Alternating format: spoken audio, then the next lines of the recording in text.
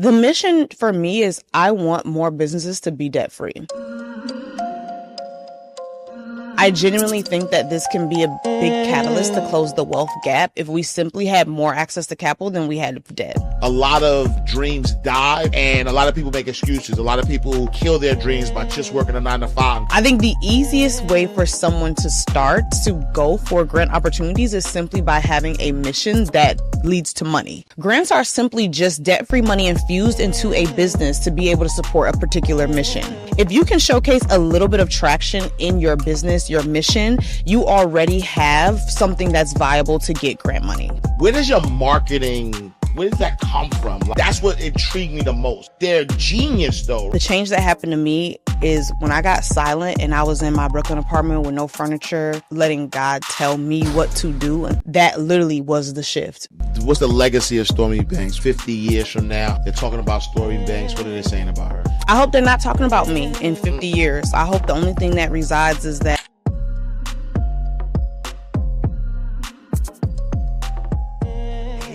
Wait, I know you want to watch this next video, but listen, if you are an entrepreneur, business coach, business consultant, or a small business owner who has a story and wants to learn how to create multiple streams of income from your story, I need you to text me right now, my book, to 646-687-4152. That is my personal number. I have been an author for over 12 years. I've written 10 books. 4 of them have been bestsellers, and I've sold over 100,000 books. But I've also helped a lot of my clients take their expertise and put it into a story, then create multiple streams of income from that. So I want to help you do the same thing. So text my book to 646-687-4152. All right, let's go back to the video.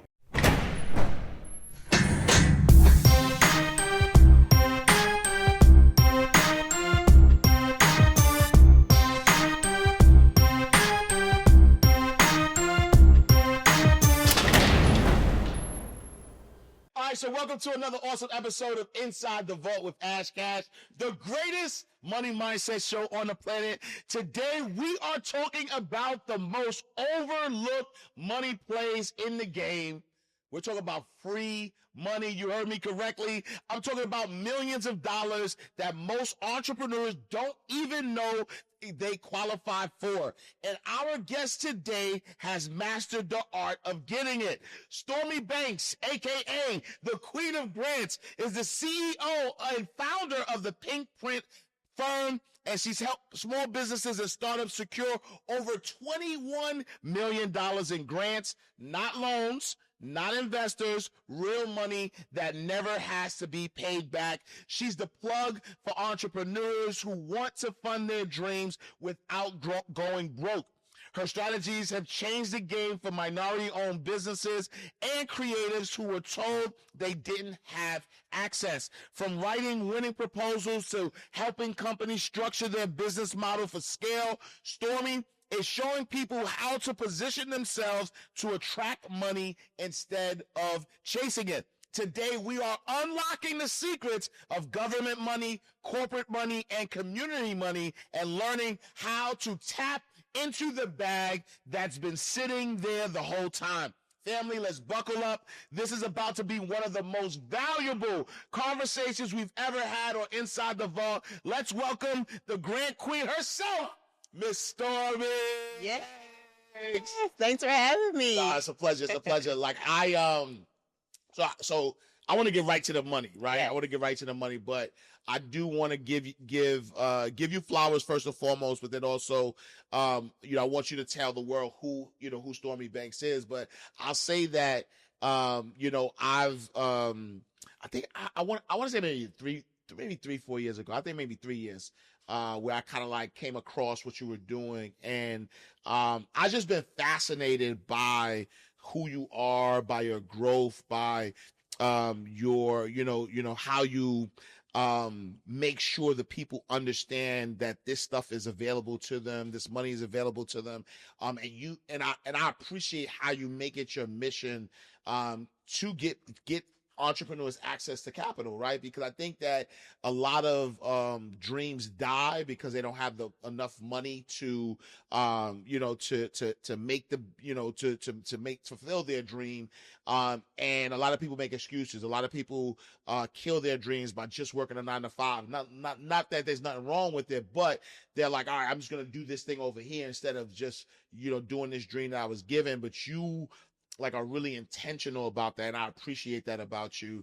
But let's just start there. Like, for those who don't know, who's Stormy Banks? Well, thank you for giving me those flowers. I had no idea that you felt that way. So that's lovely to hear this morning or this afternoon.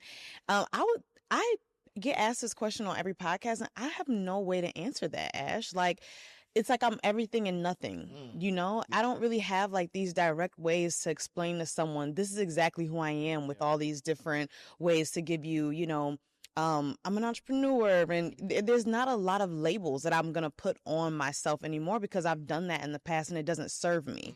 So right now I'm just here, I'm showing up, and I'm going to give whatever I have to give that's on my heart and mind. And that's who you're going to see me. And that's who I am right now. And that's that's a profound answer, honestly, because it's funny. I mean, this is just, and I told you, I just told you this offline, that I was like, man, you remind me so much of myself, right? Because I have this big personality online. People look at my stuff or whatever, but I'm really like, I just do the work, and I just do what's necessary. And that's an answer that's actually why before. So I don't want to talk mess, but a lot of people weren't putting the I ams before their name, right? And when I came up with my brand, people would ask me like, yo, who are you? And I would be like, I am Ash Cash. That's it. Like, I didn't like labels either, because I felt like, no, I'm everything, right? Like, I'm a financial educator. I'm a, husband. I'm a father. I'm a, like, I'm a son. Like, I'm all of these things or whatever. I'm a business consultant. I'm a, recidivism activist. Like, I do all of these things. And so don't put me in a bucket. Like, I am Ash Cash, which is why my name became I am Ash Cash on all social media platforms. My website was I am Ash Cash, because I just wanted I was like, yo, I'm a motivational speaker too. And I'm, so it's an Ash Cash-ish sort of answer, but I appreciate that. Because again, we are all multifaceted, and, at any moment, we could be, have whatever we decide at that moment. So let's go to the money, right? So, you've helped entrepreneurs secure over $21 million in grants. How does someone listening right now get a piece of that pie? Yeah. So that pie is way more vast than what I've even accomplished. There's billions of dollars in grant opportunities that go missed out on federal, corporate, local levels all the time. Yeah. I think the easiest way for someone to start to go for grant opportunities is simply by having a mission that leads to money. Having a mission that leads to money allows you the opportunity to sell the mission, right? Yeah. Because a lot of people think of grants like a Pell Grant or a school grant they've gotten through like school or even the grants that they give out for like homes that you may need. Yep. But this isn't something that you're doing because you're in need. A lot of people think of grants of like, oh, I'm in need and it's a desperation thing. No, this is an opportunity to grow and to scale. And so you have to actually incentivize the other party to want to be a part of what you're doing. And the easiest way in American society to get people on board is by having money or showing that there's a viable product that can lead to having money. Yep. Easiest way to do that is with traction. You can show traction in many ways, right? Revenue, of course. If you're a small business owner or a nonprofit, have you made any dollars? Has it made any sense? Or have you created a wait list to showcase that there's people in the pipeline that will pay money for what you're doing? Or have you been able to generate any kind of pre-sales for what you're doing? If you can showcase a little bit of traction in your business, your mission, you already have something that's viable to get grant money. Yeah, I love that. And I love that distinction, because it's true, right? Is that I think a lot of people don't equate entrepreneurship with grant, because they feel like grants are for people who are in need, right? The first time home buyers grant, right? Or like you said, like a Pell Grant. I can't afford school, so I need money to be able to do that. But no, there are grants available for people who are, mission based, who have a mission. And so, I mean, I guess that comes to my second question, where a lot of people think that grants are just for nonprofits. Can you break down that myth and explain how a for-profit business can tap in? Absolutely. The understanding has to come from what are grants even, right? Grants are simply just debt-free money infused into a business to be able to support a particular mission, right? Yeah. And even with nonprofits have to make money. People think that nonprofits are just like, donate. No, you have to have services or render products, or you have to have money coming in to be able to support the mission that you're doing. So even for a for-profit business, you're offering a service that will help the greater good or change your industry or, interrupt your industry in a particular way that will be able to help masses amounts of people.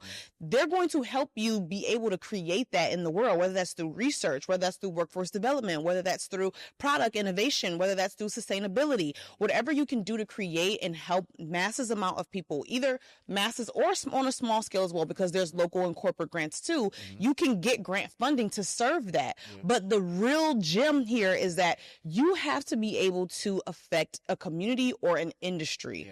Period. If you're not doing that, then grants becomes a difficult process. Yeah. And I love that distinction, because I think that, people have these ideas but don't really fully flesh out how that idea is going to help people. And ultimately, like I know a little bit about the grant game, and ultimately, you're going to get a grant if you're in alignment with the person who, or your foundation or the organization that's giving out that grant. They have a mission as well, and they want a certain, people served. And if your business aligns with the people that they want to serve, then that's how you get the grant. 100%. It's sales, right? I think of grants as sales. Yeah. It's the same way that you're going to speak in a certain manner or try to attract a certain customer because they are the ideal person that you want to help. Yeah. You're, as a business owner or nonprofit, you're speaking and you're aligning your words and your mission to attract people who want to fund what you're doing. Yeah. It's literally as simple as sales. Yeah. What would you say to date? What has been the biggest grant that you've received or you've helped somebody receive? And what was the mission and what you had to do to get it? Literally just before our last Get Grant Ready Summit, we got a $2.3 million award, which is our largest to date, which was a telecommunications grant to offer broadband services to a rural population over a bunch of, U.S. territories. And that was insane because it was we were working on that for about 9 months with that company particularly. And the goal was just, we're going to offer internet service at a certain speed to rural areas that don't have access to internet, and what that could be able to do. We can have more people working online, working from home, getting more money and different things. That was the mission of beyond just internet. But that was a grant that was on the federal level that was given out. But it's as simple as that. It was a guy who had an idea, they have a couple people that own the company, but they have an idea of like, we have the way to get this done. How do we fund it? And I'm like, let's find the people that are willing to fund it. Yeah. And they're on multiple different levels, but we need a level that will reach where we're trying to go. And so that was our largest grant to date. Yeah. And that's awesome because, again, I don't think people realize there are whatever your company does, if it's serving people, there are other people who have money that want to see that 100% that happen as well. So can you talk a little bit? Is it only is the government the only one that gives out grants? Are there corporations that give out grants? What are the different levels of grant providers, if you will? The main three that I focus on are the federal grants, state, local grants, and corporate grants. Okay. That's probably the easiest way to digest the differences. And they all give out different grant amounts and in different timelines, right? So I would say if you're looking to focus on a very large amount of people, like the $2.3 million grant, you're not going to be able to do that with $5,000. You're not going to be able to give internet to 30 countries or 30 U.S. states with, $1,000 grant. But if you're like, hey, I'm at the point where I just need to get a website, then $1,000 grant, $5,000 grant will help you. So you can go for those corporate grant opportunities because they're just looking for a tax break and to, enhance their social responsibility. They're not looking for a lot of documentation when you're getting started there. But when you start getting to those local state, now they're like, okay, we need some tax returns. We need some profit and loss statements. We need to see a little bit more documentation that your business is going to do what you say you're going to do, because that's taxpayer dollars. So understanding the different types of grants and when to go for what reasons is a huge part of the formula that we created at Pink Print. Yeah, no, I love that. What's the difference between a business that gets denied for a grant versus, one that wins every time? I would say the consistent thing that I see in people that win and lose is endurance. A lot of people are really indoctrinated in the belief that funding is super fast or something that happens really quickly. And, in a lot of people's sales tactics, they use these, I can get you a grant in 30 days or 40 days. And grants have a cycle, and usually they're about 45 days in the whole cycle before you even see money in the bank. And so people lose endurance because they're so used to going for a credit card and getting approved in 24 hours. So when it comes to the grant process, they're like, man, this ain't working for me. I need that money ASAP. The lack of a plan and the lack of endurance is typically, honestly, the biggest reason why I see people being the ones who are getting denied consistently and the ones that are winning. Of course, and also a lot of people go for grants from the I need money perspective instead of the how can I serve what you're doing perspective. How can what I'm doing align with you to make you want to support me and we work through this together? Because for me, the goal is I don't want to consistently be applying to grant opportunities. I want to be building relationships with people who have grant money. So what I'm doing is I'm applying in a manner to showcase that this is a bigger opportunity here for us. Yes, I'm going to win this grant, but also there's more opportunity for us to work together in the future that now opens up sponsorship, fiscal sponsorship, annual sponsorship with this company that has already shown dedication to what I'm serving. Yeah, it's funny because when you said that, like, a lot of people come with the energy of like, I need it. I am of the belief that money is energy. And whether somebody's giving you the money or you work for the money or whatever the case may be, money is not connected to desperate energy. No. And so a lot of times when you have like that desperate energy where you're like, I need this, you're gonna, first of all, you're gonna repel the money first and foremost. But secondly, even the person that you're talking to, they're not gonna give you that money if they feel like you need it, because at the end of the day, there is a mission that they want to fulfill, right? So let's just say, for instance, if I, as a business owner, have money and I want to provide a grant to somebody, I'm not giving the grant to somebody who has this energy of like, oh, I need this to get to this next level. Because at the end of the day, for me, if it's my money, what have you done without my money?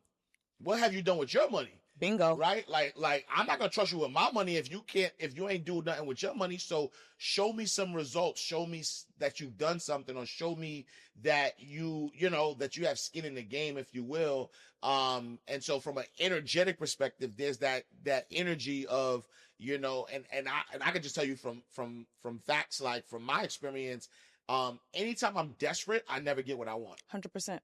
But anytime I'm in flow or I'm in abundance, your opportunities just come because the energy that I'm in. And so, what would you say to that around, like, how does somebody get themselves in energetic alignment with money? And the reason why I'm saying it in that way, because I noticed to some, it may not feel like it's a grant question, but it is.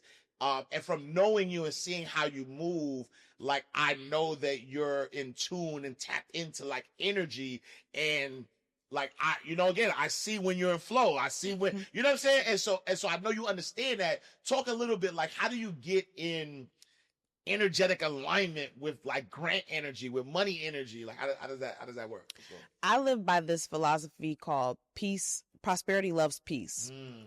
And I got this from Mark, the book in the Bible, when the disciples were in the boat, and the boat, there's a storm going on, it's going crazy, and all the disciples is like, what we gonna do? The boat's going crazy, and they're in the boat with Jesus, and Jesus is like, ye of little faith, like, peace, be still. and the storm relaxed. And he commanded that energy over what was happening in his life. And when I think about the energy to money, it's the energy of being able to command a peace in your life. And I do that in 3 simple steps, right? One is boundaries. I say no to a lot of stuff because I know that me doing a lot, even if it may be producing fruit, the overproduction of fruit can also be something that's detrimental to the tree. I understand that. So I know that for me to produce the best quality of who I am, I have to be still, so I can listen and not be in Times Square amongst all the noise, but so that I can listen and hear and be in alignment, and then B, so that I can do what I feel comfortable doing in those times as well, and produce what I feel is the most valuable in that time of my life. And I think that when you're going for grants, you have to set boundaries of what am I not going to accept, right? Because if you're going for debt-free money, like I said before, this is a totally different process than going for loans and going for credit cards. You're no longer in the essence of, I need this quickly. You're in the essence of, I want the freedom that comes with having money that I never have to pay back, that I don't have to think about a credit score or a late payment or an interest fee in order to build what God put inside of me as a mission to serve the people in his world. I don't want to consider that. So you have to operate in a lean back state.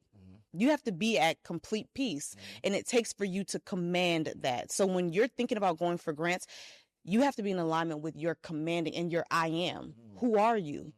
Do you have the power to say peace, be still over my anxiety, over my fear, my doubt, over my desperation? Or are you going to operate in that essence and get whatever comes to you in the opportunity of being in alignment with those things? Yeah. Whew. That was good. That was good. So now let's talk to the person who is starting from scratch, right? So somebody started from scratch. They have no business credit, no funding. What are the first 3 things that they need to have in place before applying for any grant? If you have an LLC or a nonprofit registered through your local state entity, if you have a website, and if you have a social media presence, and I'm not saying social media in terms of a bunch of followers, but I'm saying consistent, active posting, you can start going for your corporate grant opportunities, which you can find on like a helloskip.com or helloalice.com. Those are going to give you the least amount of, entry to barrier to entry. And you can start with that today. If you have those 3 things, easy. Yeah.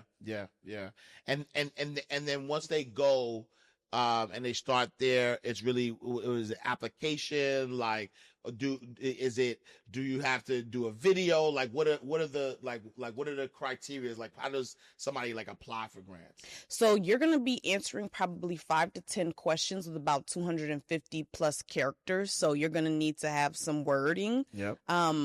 When you go on the application, what you'll see is that they're going to ask you the same things over and over again. Yeah. What's your mission? Who do you serve? What makes you different? What changes are you, creating in the world? And how will you use the money? Best thing for you to do is to save your answers, because what you want to do is use the same answers every application. Now, we do this at Pink Print because it's our one proposal formula. What this does is create a data-driven result strategy. Because if you're going on every application saying something new every time, you don't know what worked and what didn't work. If you get denied for 3 applications and you use the same answers and you go back and say, hey, so-and-so grant opportunity, can you tell me why I got denied? What was it that did not align with you? And they give you even an ounce of feedback. We didn't like the way that you utilized the budget. You know that you can tweak that budget. And that tweak gets you one step closer to getting that yes. But if every time you're saying something different, using AI, kicking out back different verbiage, you don't know what's working and not working. So now you can't have a strategic methodology on how to get the yes. The goal is to be able to create one streamlined proposal that gets you a yes 80 to 90% of the time, because you've tweaked it over a period of time that allows you to literally know, like, this is a no-brainer. Yeah, that's good. That's good. You talk a lot about structure. Why is having your business paperwork right just as important as having a good product? Opportunity. So many opportunities will come, especially when we're talking about grant funding. On the state level, your paperwork has to be in order. You have to pay your annual reports. You have to be up on your taxes. You have to, have all of your nonprofit 990 forms, whatever the case may be. It's important to have your paperwork because opportunity will come and you need to be able to show forth, right? Even when it comes for taxes or opportunities in terms of, I've had we've just started franchising, right?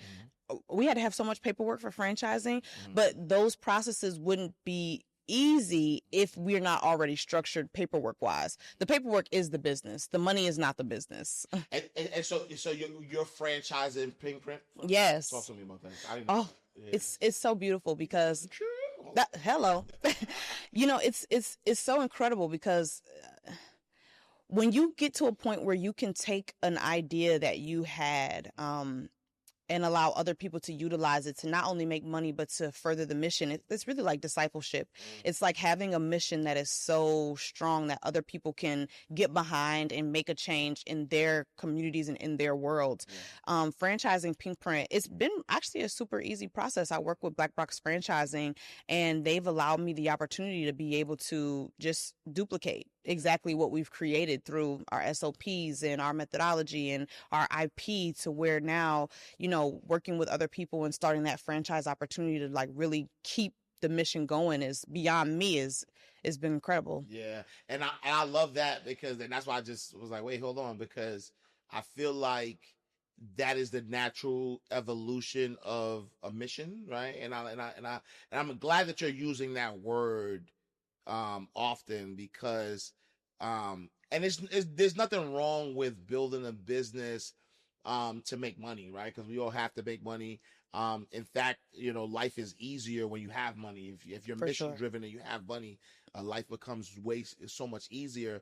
But I like that. I like when you mentioned having that mission because when your mission is big enough, or when you can do your mission yourself, it's not big enough, right? And when you start thinking about ways to get the mission and really fulfill on it, you're gonna need other people. And so I have this process that I call do, document, delegate, which is similar to what franchising is, right? You do the thing first.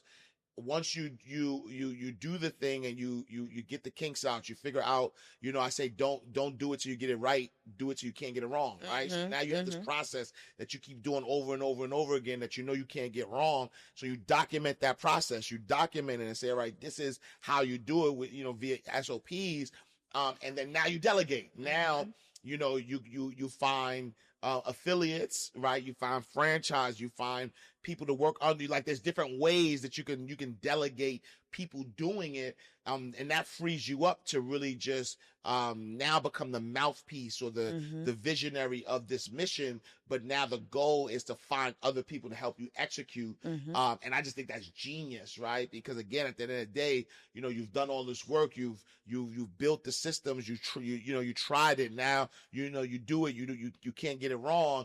Now, I documented this thing. So now let me franchise it so other people could, again, complete the mission. But then there's still a financial gain for you because now, your goal is to now get more franchisees and that just changes that business model. 100%. Yeah, I love that. I love that a lot. What are the most common types of grants available right now? And which ones do you see like entrepreneurs like sleeping on the most? Well, Q4 and Q1 is the biggest times for grant opportunities.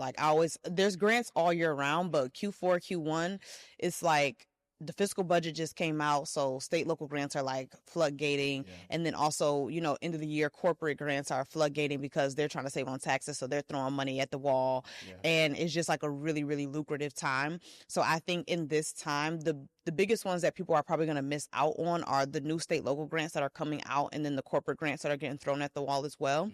And the reason why they're missing out is because they're probably using Google to find grants. And you have to use real grant databases because grant databases are set up to be able to find actual grants. Best one that I love is grantwatch.com. And we use that one every day in our company. You can also now, with AI, you can do a lot of deep research with finding grant opportunities. Sometimes AI don't give you ones that's actually open. So you have to be super careful with that. But using grant databases will help you find grant opportunities that you can actually go for. And then don't be afraid to go for the smaller grants too. Like, you can stack your grants up because there's no limit on how many you can win, what time frame you can win them, how much you can win in a certain period of time. As many as you can apply to is as many as you can get, right? As long as you can manage them properly. But go for all of them. 1,000, 5,000. They're easy and they'll add up so quickly that you'll be able to like fund your whole operational costs just from small corporate grant opportunities. Wow. And I, it's funny because I can speak to the corporate, like, and it's funny because these things, but you don't put the two and two together. But there was years in which Q4, like, corporations, like, randomly, you're like, all right, for nothing though. They're like giving me money. And I mean, not saying I didn't fulfill all, but they just wanted to give me the money, and I didn't understand it. But now that you said that, I'm like, oh, that makes sense. Like, they had to get rid of this money regardless because of the tax obligation, and so they'll find ways to get rid of it. Like, I remember, I ain't gonna say what bank because I don't want you to come for me. But a bank gave me a lot of money. I would say it was a lot. I ain't gonna say how much, but it was a 5-figure check. Yeah, it was a lot. And it was for nothing though. It was like 5 blogs or something like that. It was like it was I asked my agent, I was like, you sure? Like, that's it? That's all they want? And and now that makes sense. They probably had this money allocated for what, and they was just they just had to get rid of it. Literally. Wow. And the thing that people have to understand is, like, you were probably already in their pipeline. You had done some work with them previously. Yeah. This is why I say there's no waste in pitching your business. Even if you apply for a grant and you don't win, get in their pipeline, because there'll be opportunities where they'll be like, oh, you didn't really work out for this grant opportunity, but then later on down the line, they may see that you're hosting an event or that you're, doing something that aligns with what they're doing right at that time. But if they wouldn't have known you because you never filled out the application, you wouldn't have got the opportunity to get the 5-figure check, because they have money outside of just grants. Right. So this is a little cute strategy that we use at Pink Print.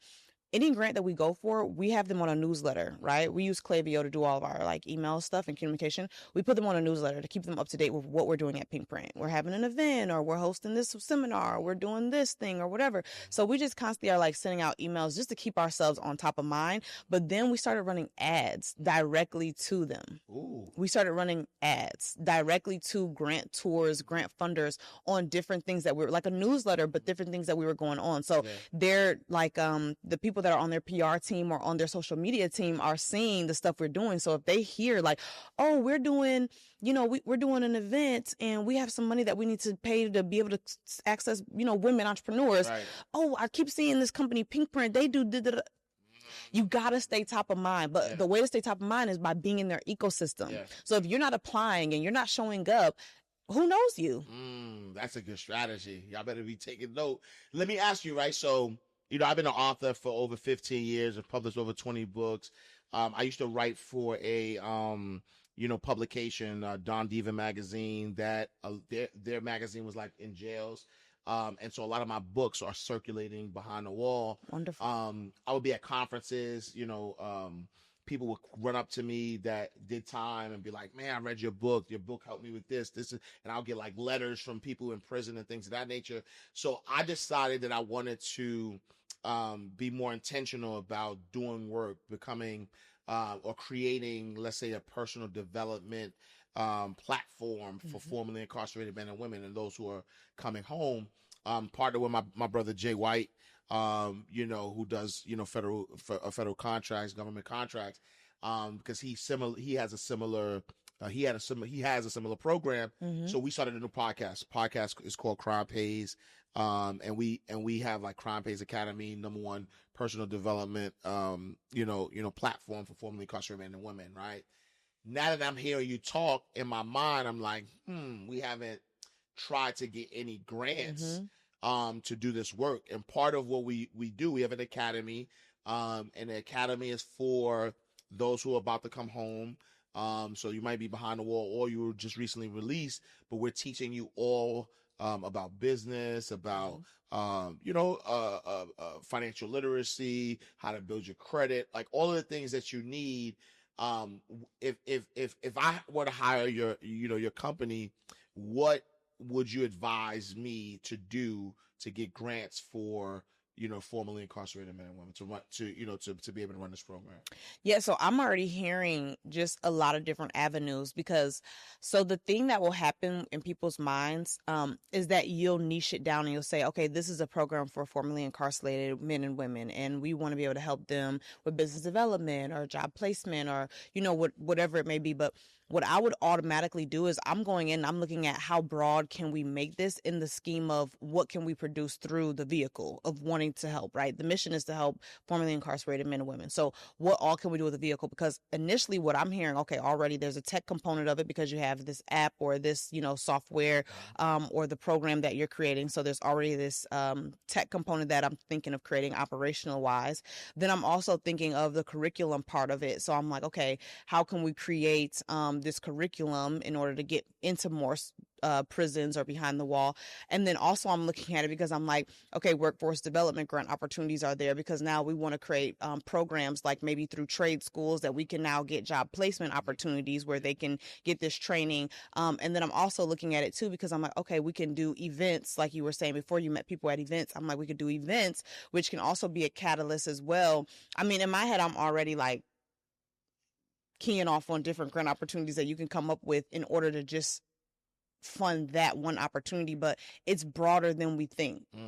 Yeah, it's a lot broader than we think. And there's a lot of people that support, previously incarcerated from different avenues, whether it may be, just getting them home, getting them in an apartment. There's tons of nonprofits, but I would probably actually go the foundational way. I would probably get grants foundationally and go for the nonprofits who have gotten funding through their own resources that will support you for creating the services. Because are you guys nonprofit or for profit? So we have both. So I have my own nonprofit. Jay White has his own nonprofit, and then we have a for-profit. So we have both avenues. Initially, I would probably go for profit to be the fulfillment for the nonprofits. And get the foundational grants to support the for-profit services that you guys offer. Okay. And then from there, I would build out the nonprofit sector that does the events and, the more philanthropic. There you go. Yeah. Are there grants that fund like production? You know what I'm saying? Because like my guys are expensive, not fun. But like when I think about doing, I have documentary ideas. I have all these ideas that are like production film based.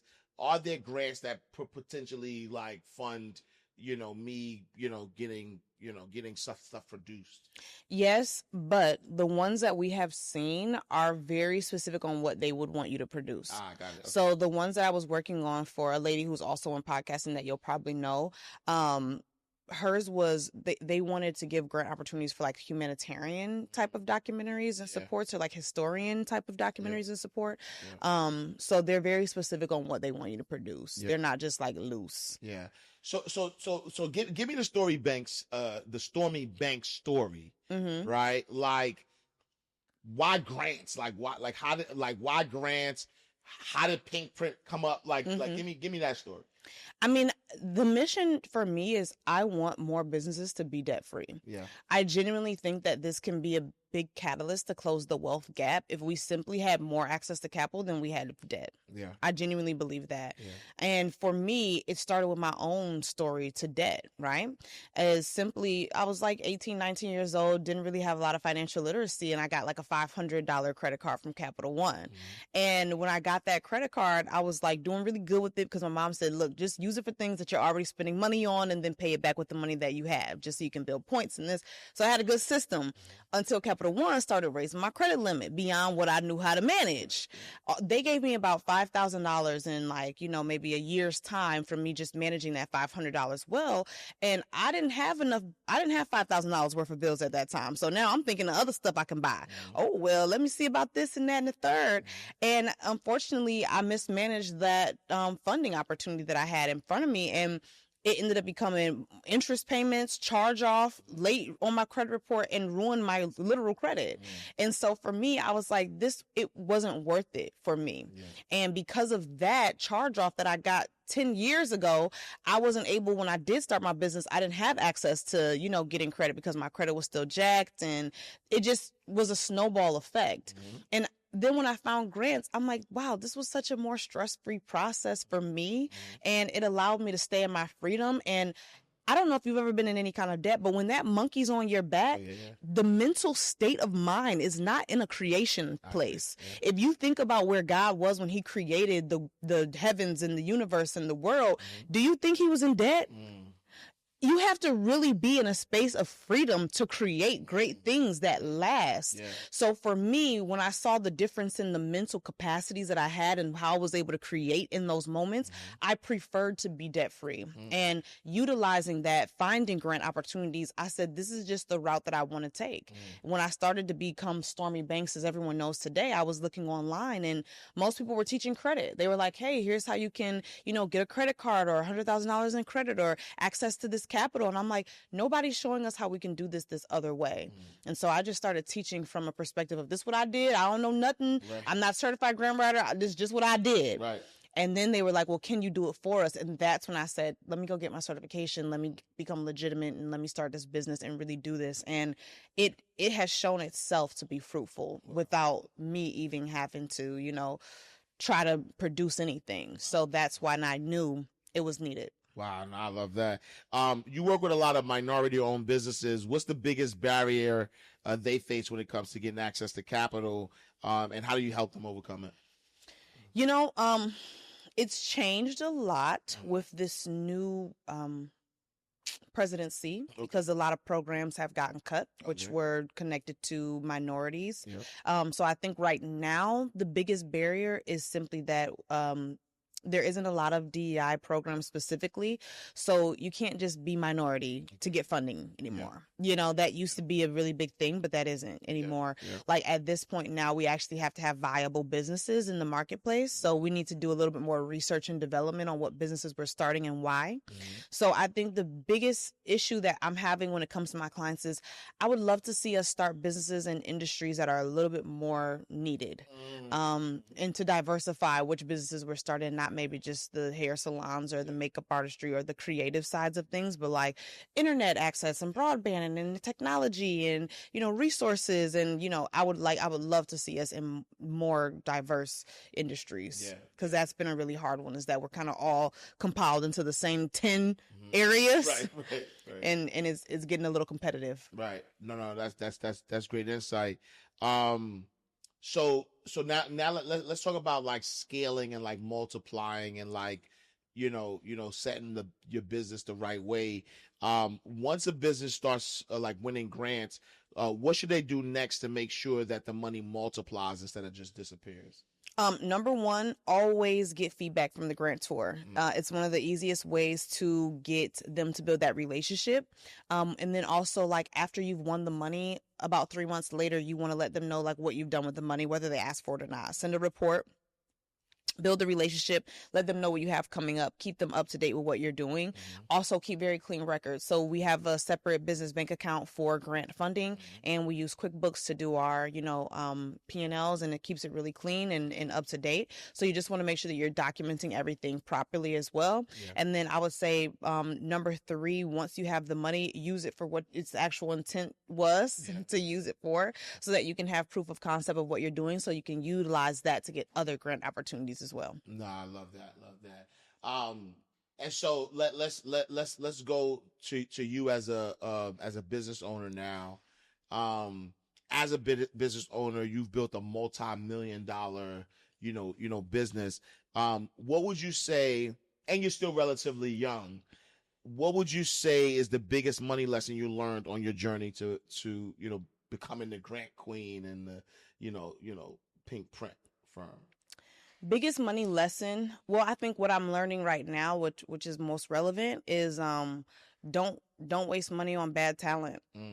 I think that has been a super money sucker for me just in my career, is bad talent, not just in your team, but just in investing in people outside of your team as well. it's a money sucker and it's a waste of time and energy and it defeats the purpose. Yeah. So I think that's the biggest money lesson I've learned. Money lesson that I've learned. Yeah. Have you, I don't put all your business out there, but you made a lot of money. You've made a lot of money. We have. Have you, have like, what's your biggest purchase? Have you spent money yet? Have you invested money? Like, what's your biggest purchase right now so far? Biggest purchase, I'm actually a super frugal business owner. I think the most money I've spent at like one time, maybe 50,000. Okay. 50,000 for sponsorship opportunity stuff that we wanted to do. Yeah. Like marketing. Yeah. But besides, beyond the business, like you don't have a lot of money money that I spend? Yeah. Oh no, I don't spend like that.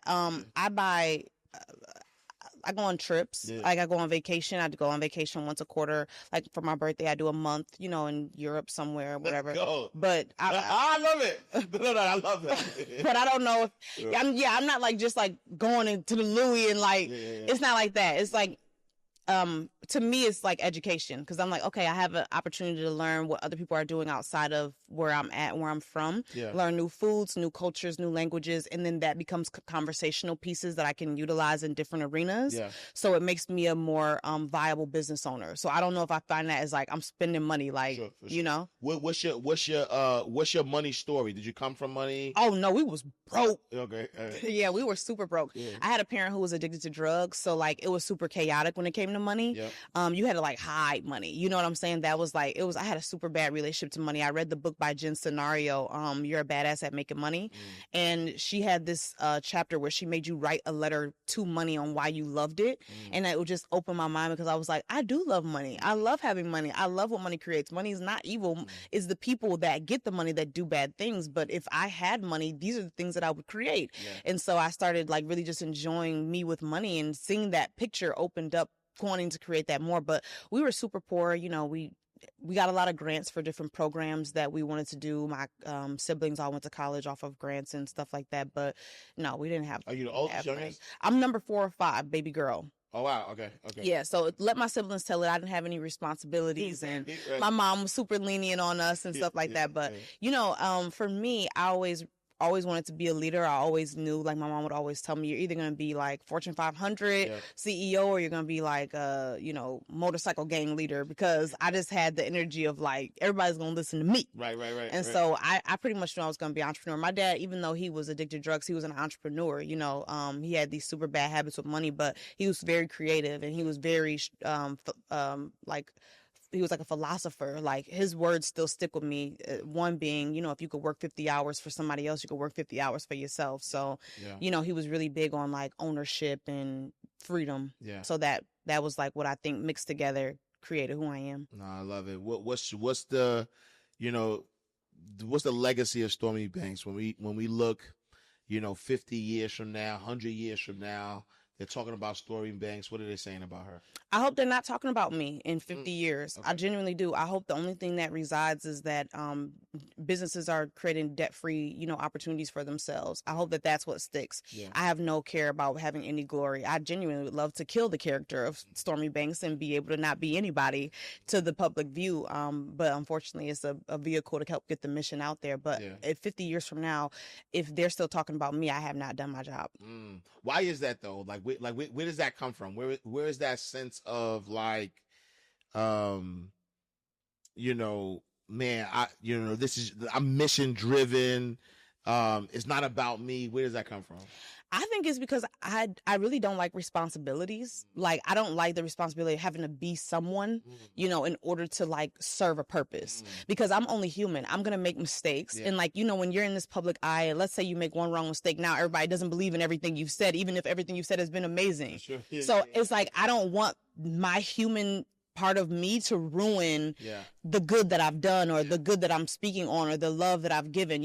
I look at Jesus, and he had all these amazing miracles and teaching all this. He does one wrong thing, put him on the cross, right. And it negates everything that he's built. So it's like, I don't want me to get in the way, because I'm gonna be me, right? Sure. What's the so all right, so not 50 years, 100 years. What's the next 5-10 years look like? Acquisition. Yeah, franchising, building that out, acquisition, and then creating something else that serves. Yeah. Yeah. If you were to talk to 18-year-old Stormy, and from all of what you've seen now, and you were to like give her advice, what advice would you be giving her? I would probably genuinely I probably would just tell her just do your thing, because I mean, you gotten us here, like you're part of it, let us here, so you did good. I'm happy with where we're at, so I'll probably just big up, you're doing your thing. Just trust the process and fall in love with that more than the result, and just stay locked in. But probably lock in a little bit more, because could have did a little bit better in some areas. But what like, have you made mistakes so far, like in your every day? Mistakes? Like, what mistakes? Even today, I mean, I'm making mistakes literally all the time. I mean, from simple things like forgetting to get on a call to, also mistakes in terms of just like choosing the wrong partner or whatever the case may be. Because I was engaged, and I feel like that engagement was a little rushed in order for me to make the right decision on like choosing a partner who could help me get to a new level, instead of choosing a partner who was just supporting me where I was at that moment. Like just simple things like that I've done in my career. And I might be making mistakes that I'll look back on and be like, dang, I shouldn't have did that way. But from what I know right now, I'm doing the best I can, and that's all I can possibly do. Yeah. How does being so focused affect that? Like, as far as like finding a partner, because I know, we're at a weird space now, right? Like, there's a lot of conversation around who should pay for what, the boss chick versus the guy who should lead, and all this other crazy stuff. But as somebody who is a CEO, right, who has, you're really like focused, you know what you want. I've spoken to you offline, and I'm like, yo, she focused, like she know, like she on 5 minutes, she don't play. She be like, all right, where we going? We good? Yeah, I'll be like, all right, man. As somebody who's focused and like, you know what you want, like you said, like you're like you're not easily swayed. How does that affect like finding a partner? It has been I have like it has been hard. I'm not gonna lie. That's like an area that I like really pray about a lot, because after a year, if I'm with you and I don't see any significant growth in just like who you are, I'm just kind of over it. Because every year my desire is to like either learn a new language, lose weight, or more healthy, or make more money. Like something significant has to change about who I am. And if I don't see my partner in that same realm, it's like I don't see this long term. So it is being super focused and disciplined is actually it's hard to find a partner that's in that same lane that can keep up with that intensity of life. So I don't have any answers on that. Hey, have you always been that way? Like, you've always been like focused? No. Okay. No. But I've seen the results of both. I've seen the results of laziness, and I've seen the results of focusedness. And so my preference is the results that comes from the focus. I enjoy the life more over here. For sure. And there will be times where I get lazy, because it's like being focused it is mentally draining as well. For sure. And so you have to kind of relax, but I prefer. No, I get it. What advice do you give to, and it don't have to be a woman, it could be a young person, right? Young person right now, they have these dreams, they have these aspirations, they don't know where to start, they probably made some mistakes, they don't come from money. What advice you giving them? You got to get connected to your source. That's the best advice I can give you. The change that happened to me is when I got silent and I was in my Brooklyn apartment with no furniture, and I was literally just like letting God tell me what to do instead of me trying to decide where every motion was going to be. That literally was the shift, because that's what created like who I was going to be, my identity. I had time to think and visualize.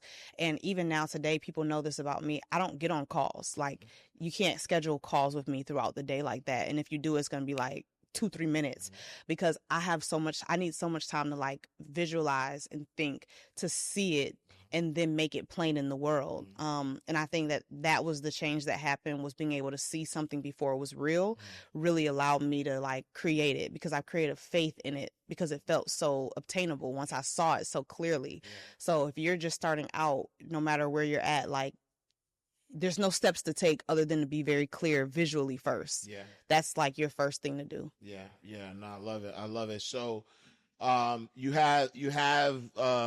challenges, summits, ways people can learn. What you got coming up? Oh, we always got something in the pipeline. Yeah. But I mean, the easiest way I think to get connected with Pink Print is, of course, like following what we do on socials, because like you said, we're also always hosting like a summit or an event. And then also like if you're in the space where you want to become a grant writer or learn how the process works and look at franchising with us later on, we have our, certified grant writer program where we'll train you to just create a new lucrative stream of income for yourself wherever you're at and make change in the world without having to go through a full collegiate experience. So I think that's like the easiest way to get connected and stay in tune. Nah, I love that. I love that. And this is just because I'm done giving y'all game. This is for this. I mean, but this is still gonna be game. But this is for me and my thought process. Where does your marketing brain, like, where does that come from? Like, because I'll be honest, like that's what intrigued me the most. It's like your activations be like big, bold, like they're genius though, right? Really? Almost to the point where they almost look like a Fortune 500 kind of activation. Like, you know how, like, I don't know, Dove is doing an activation on soap or whatever. They do these, these activations where you go to Times Square and you see these big billboards, and then there's soap on the floor, and it's like this, this like super duper like creativeness. You've managed to do it in like a social media way though. You know what I'm saying? Like, and so yeah, like do you have is it your idea? Do you have a marketing team? Where does that come from? No, it's me. But I read the Bible, and I'm telling you. So we just did the grant games, right? And the grant games was like, okay, 40 days of daily grants and templates and learning, and we did it in this like more fun, futuristic way. But the grant games came from the Bible because I was literally reading how transformational like Jesus was when he was in the mountain. He did his 40 days and 40 nights, like in the wilderness, and it's like, oh wow, what if I could create that same experience through grants and allow people to like have a little bit more fun? Because I know people are like, when it comes to like doing a 7-5 hard, they be like, oh Lord, I ain't committed to that. So I'm like, how can I make this easier to digest, but still get the same transformation? So it really be and then we did my birthday campaign earlier, which was like a huge campaign moment too. But I was like, oh, I'm turning 30 on the third day. God created the separation between the land and the sea. How can I be able to show people the freedom that God used when he created these things? It really be from reading the Bible. And I'd be like, dang, like, God created this and this is so incredible. Like, I want to be like this. I want to replicate this. I want to see this come through. And so I'll tell God, I'll say, I want to do this. And he'll, just download different ways. Wow. That's it. That's really it. Right. I promise you. All right, Chuck. I swear. I be like, I say, what's the marketing agency she hiring? Like, I need to know. The Bible. The Bible. All right, y'all. So any last words for our audience? Any question I didn't ask you that you wish I would have asked? Like, let our, give our insiders another gem if you want. No, you did amazing. I really appreciate and thank you so much. Just having this conversation just showed me, the things that I'm doing that I might not even see that I'm doing. And it's amazing to just hear you talk and give me my flowers and just allow me to be here on your Ash Cash in the Vault. It's been a long time coming, so I appreciate you so much. And if there's any last thing that I would give to anyone listening is stay tuned in with Ash Cash. I've seen you for years doing what you do and spreading good word and abundance and birthright and honestly, genuinely trying to infuse into people that they can and that they should and that if they do, this is what will come from it. So stay tuned in to everything Ash is doing. And I look forward to more partnerships in the future and, our book that we got to create. Absolutely. 1000%. Like, it would go crazy. Like, I'm so excited. So I'm excited about that. But yeah, I appreciate you. Like I said, the one thing I will say, and this has been consistent, like I mean, again, like I said, we're similar because I really don't care about like the spotlight or nothing like that. But I use it though to amplify voices. So I think that's what my God-given talent or what God has called me to do, is to just amplify voices. So for me, I'm fortunate enough. I've always been popular, so I don't care about popularity or whatever. Like, but I think in my younger age, I was popular for the wrong reason. I used to fight a lot. I got kicked out of school a lot, and I used to play basketball. So these are the things that if you grow up in the hood, like, you know what I'm saying, it's gonna make you popular, right? But when I got to a space where I was like getting into corporate America and things of that nature, like I've always just been popular. I've always just been successful. And so it's not something that I want. It's something that comes to me. But I've also learned how to use that to amplify voices. And, I think my track record is really, really good so far, where I've helped a lot, and I don't say names, only because I don't ever want to make it seem like, if it wasn't for me, right, if I didn't put you on this platform or whatever, you wouldn't be who you are. But I mean, if you go back to like the people that I've interviewed or people I've given platforms, at the time I gave them a platform, right, some people didn't even have a platform, but I'm, again, really good at spotting like, oh, nah, this person got it. Like there's something in them. And so I take pride in that. And then I've been able to, like it's while it started out as just like, all right, give somebody a platform on the podcast, it's also expanded to like books and programs and really just helping people like build out their business and things of that nature. So I take pride in that. And I like I say to you, every time I see you, every time I get a chance to talk to you, I'm like, man, you are killing it. But you have an it though. Like you have an it. I don't know that's what I was trying to ask, like, yo, what's the future look like? Cause I don't know what it is, but there's just something that like, there's a light, you know what I'm saying? And I just, I mean, God's will, I'm looking forward to just seeing it, blossom and just be what it is. So, I appreciate you. All right, y'all, listen, look, she gave out a lot of game during this episode. And so, there was some websites given. Yo, make sure y'all rewind this. Make sure y'all share it with a friend. Make sure y'all tap in. Look, she said govwatch.com. Like, I'm about to add that to my calendar invites to remind me. Just check it. I'm about to just check it once a day just to see. But make sure y'all tap in, with Stormy Banks. Again, if they want to connect with you, if they want to find you, where can they find you? Yeah, I'm across all social medias at I am Stormy Banks, and Pink Print Firm is our business, and then we're also at www.pinkprintfirm.com. All right, y'all. We are closing out the vault. Another awesome episode of Inside the Vault with Ash Cash, the greatest money mindset show on the planet. Make sure you follow us on all social media platforms at Inside the Vault. Visit our website, InsideTheVaultShow.com. Me, I am Ash Cash. Make sure you visit me, IamAshCash.com. Follow me on all social media platforms at I am Ash Cash. Also, make sure you join us inside the Abundance Community, because abundance is your birthright. You can go to theabundancecommunity.com. I will see you next time, same place, in God's will. Peace.